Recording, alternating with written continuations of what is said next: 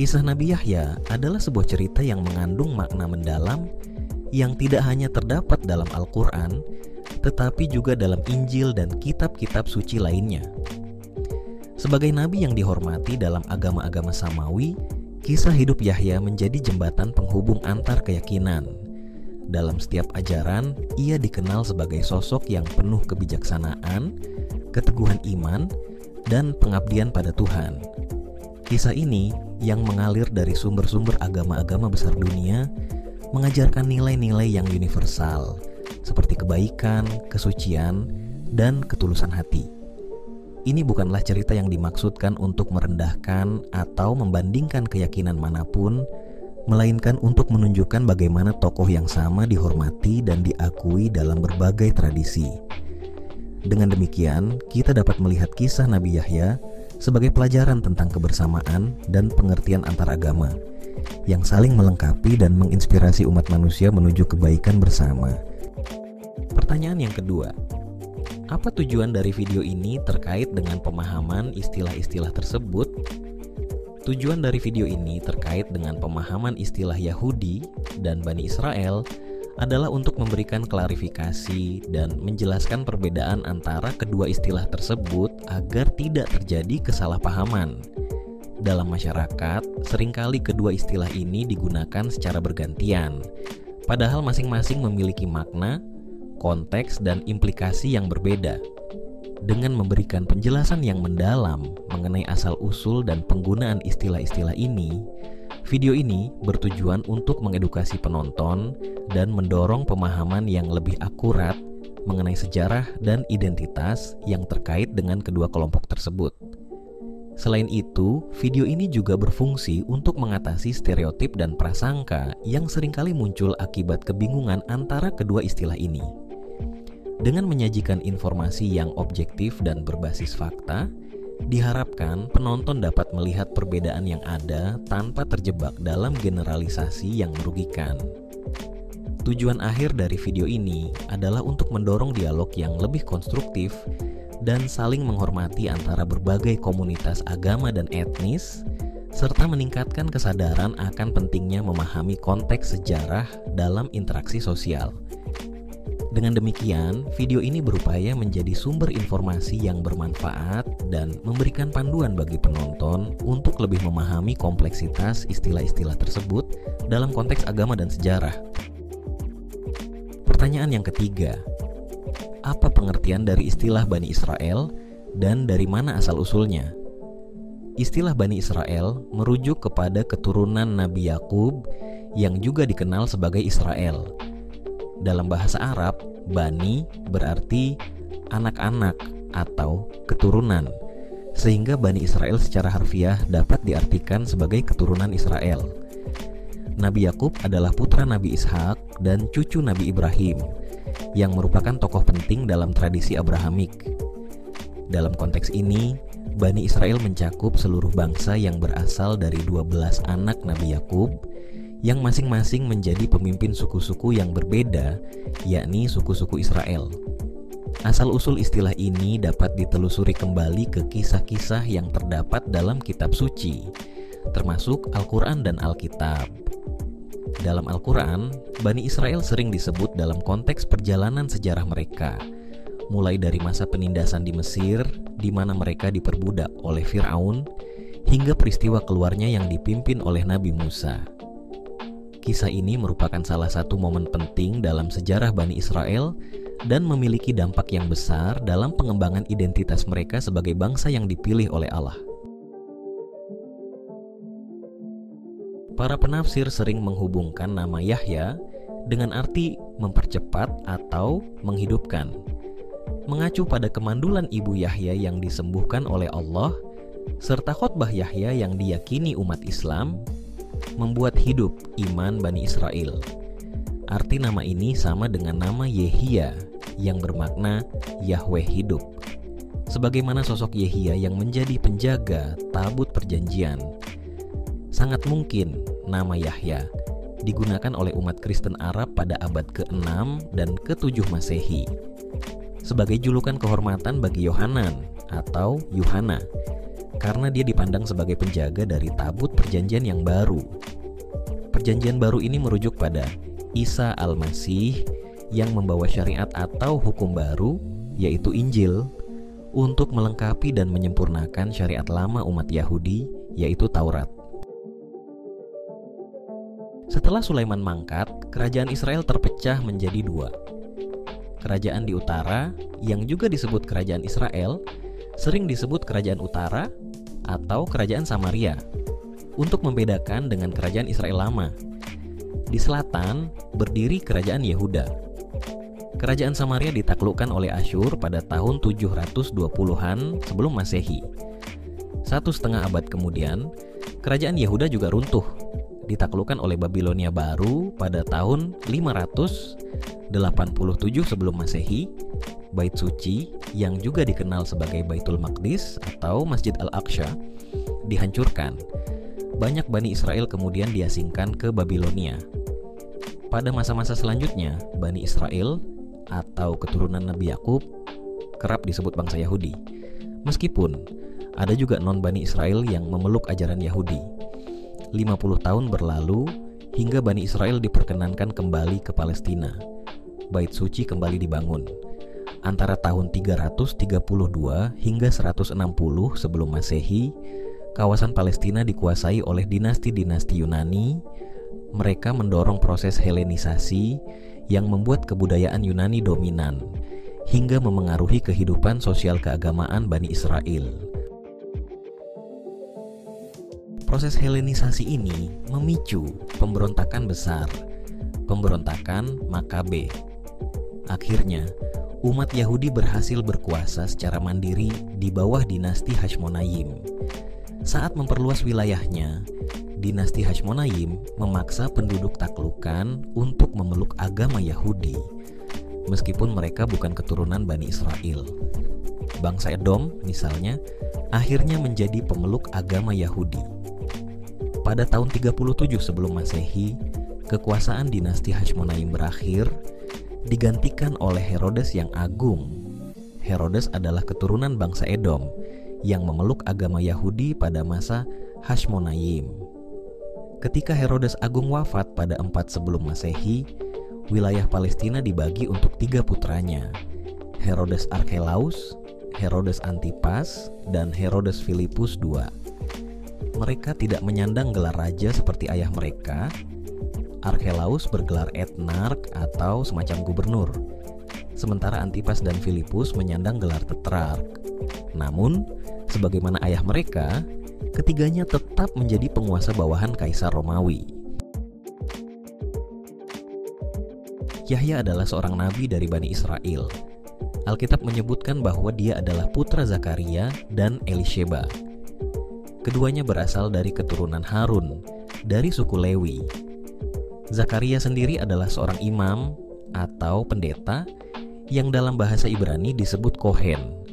Yahya berdakwah pada masa kekuasaan Kaisar Romawi kedua, Tiberius, yang memerintah antara tahun 14 hingga 37 Masehi. Pada masa itu, Pontius Pilatus menjabat sebagai prefek atau wali negeri provinsi Yudea, yang sekarang dikenal sebagai Palestina. Al-Quran menyebutkan bahwa Zakaria menjadi wali dan penjaga Maryam. Saat mengunjungi Maryam di ruang khusus ibadahnya, Zakaria melihat makanan.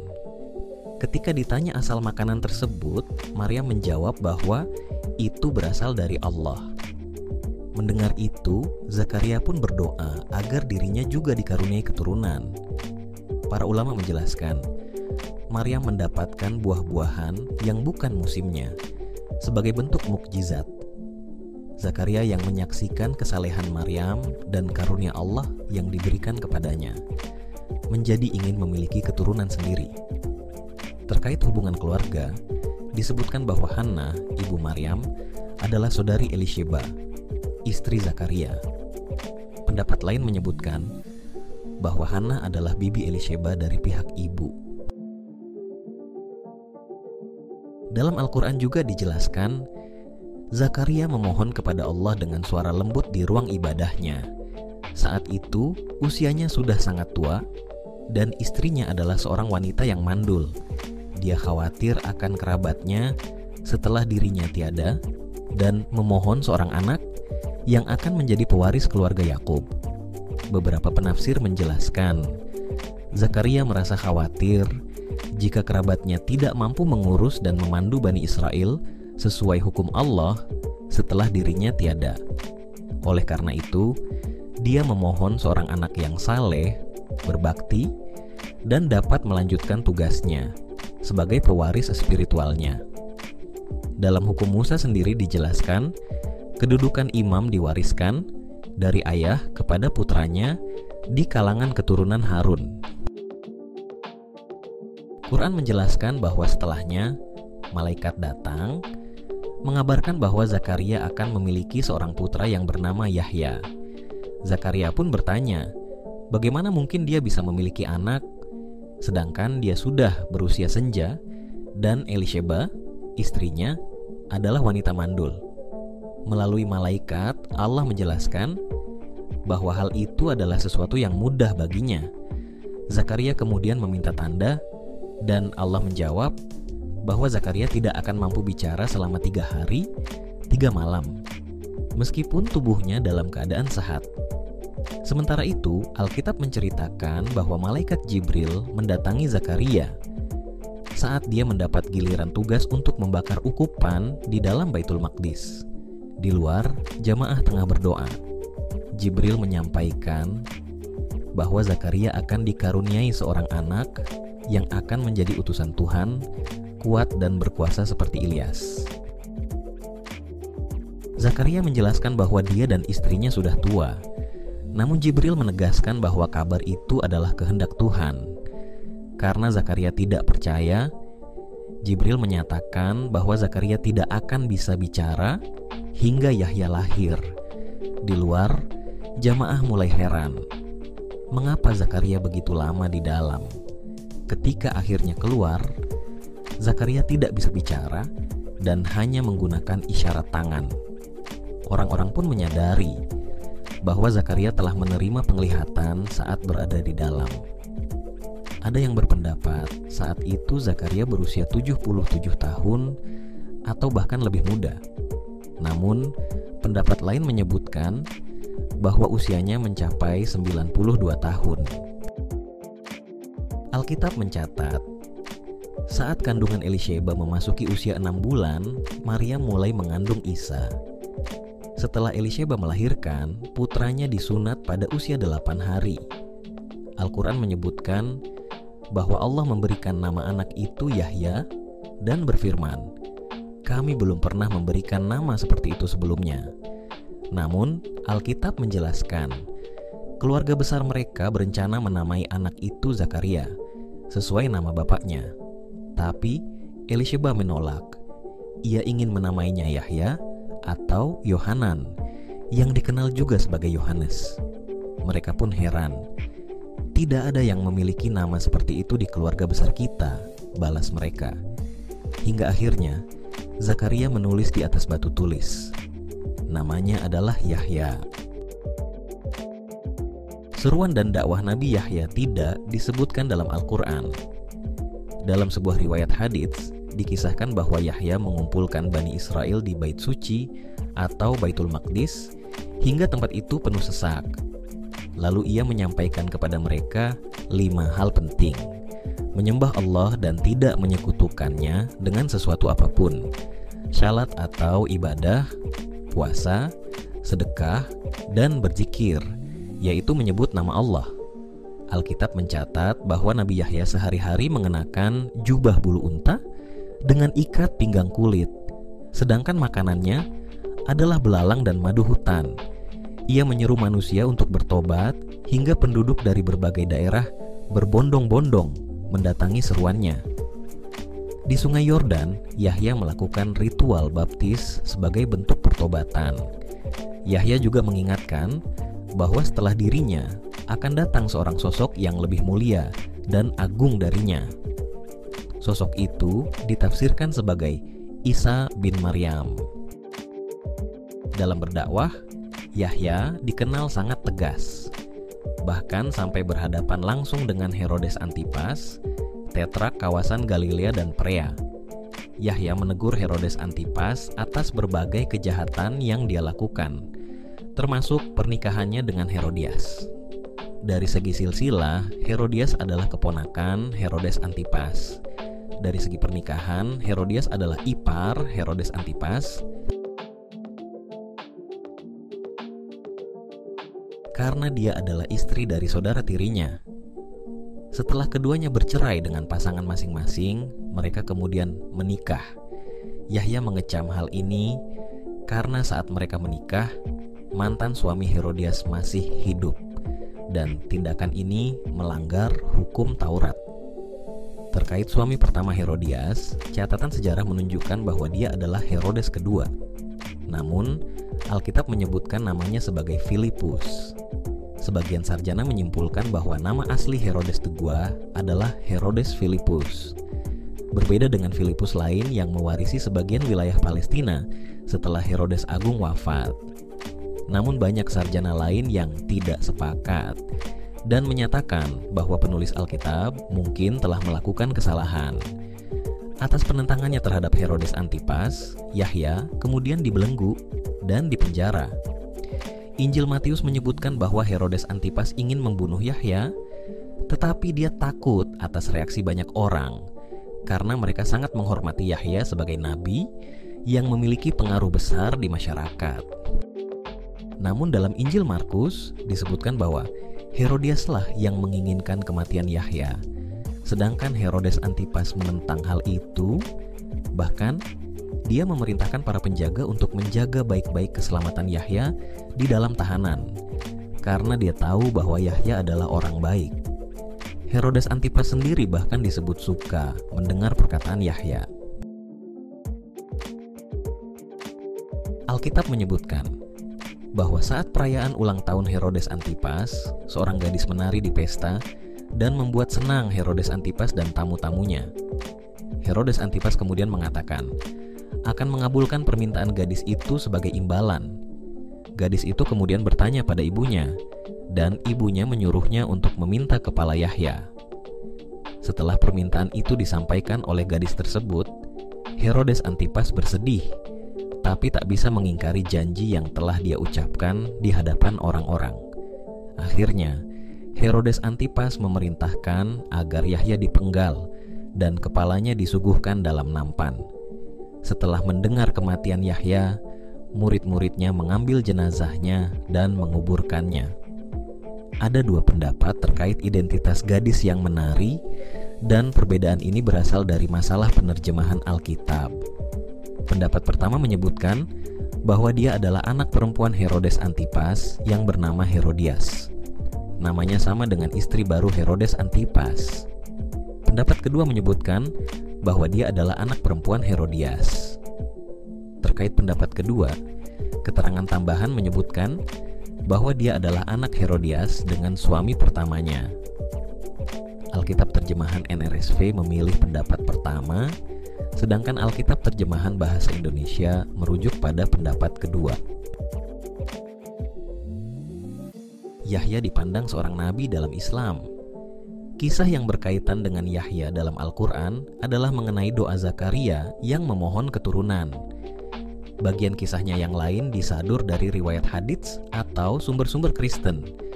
Al-Quran menyebutnya sebagai sosok panutan, berkemampuan menahan diri dari hawa nafsu, seorang nabi di antara orang-orang yang saleh.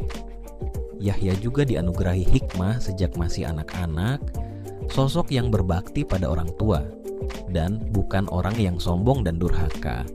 Disebutkan bahwa kesejahteraan dilimpahkan pada hari kelahiran, kematian, dan saat kebangkitannya kembali. Yahya juga dijelaskan sebagai orang yang bersegera melaksanakan kebaikan dan khusyuk.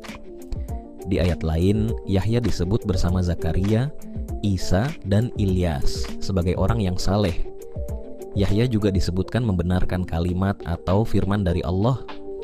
Ayat selanjutnya menyebutkan bahwa yang dimaksud kalimat dari Allah adalah hadirnya sosok Isa bin Maryam. Yahya juga salah satu nabi yang dilihat Nabi Muhammad saat peristiwa Isra Mi'raj.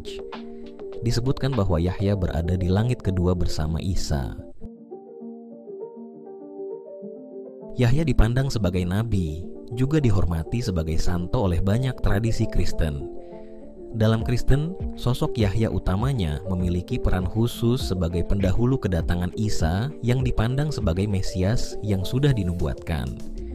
Yahudi percaya bahwa sebelum sosok Mesias datang, Ilyas akan datang terlebih dulu.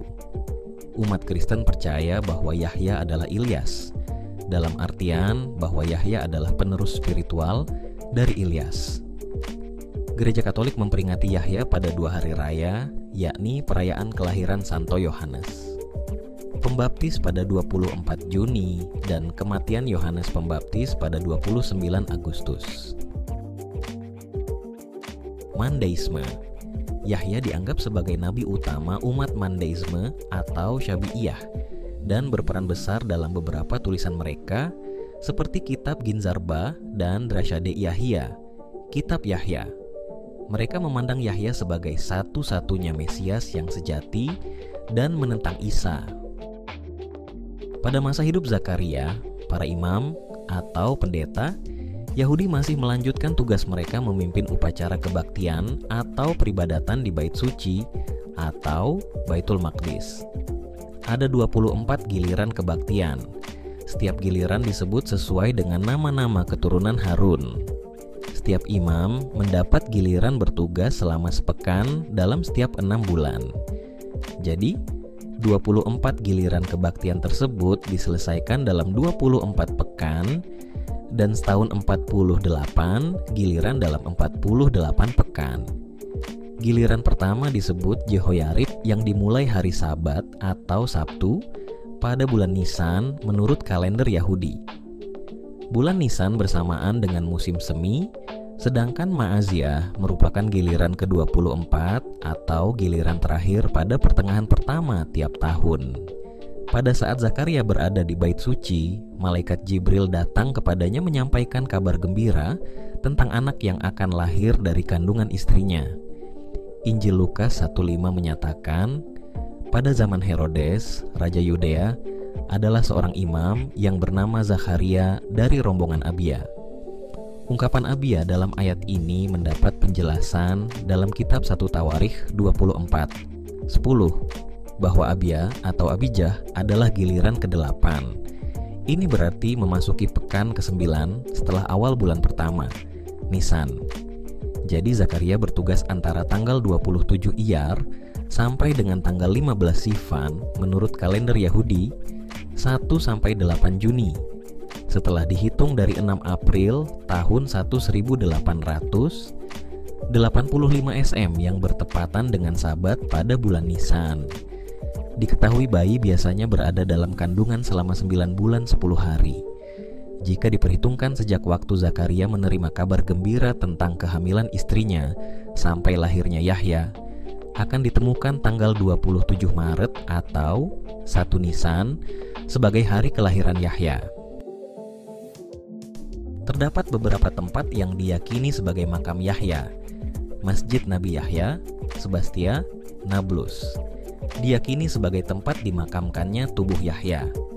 Masjid Agung Umayyah, Damaskus, Syria diyakini sebagai tempat dimakamkannya kepala Yahya. Pihak Gereja Katolik secara resmi mendukung pendapat ini.